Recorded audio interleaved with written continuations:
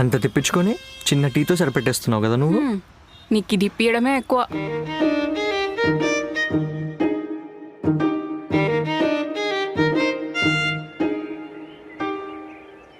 అయితే ప్రతి సంవత్సరం పెళ్లి రోజుకి ఇలానే ఏదో గిఫ్ట్ ఇస్తూ ఉంటారా? అలా ఏం లేదు, 25th యానివర్సరీ కదా, ప్లస్ జాబ్ ఉంది, శాలరీ కూడా వస్తుంది. ఏదో ఒకటి ప్లాన్ చేద్దామని ఇలా, అంతే.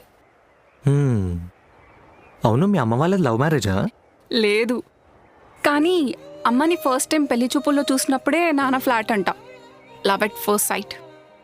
అవునా?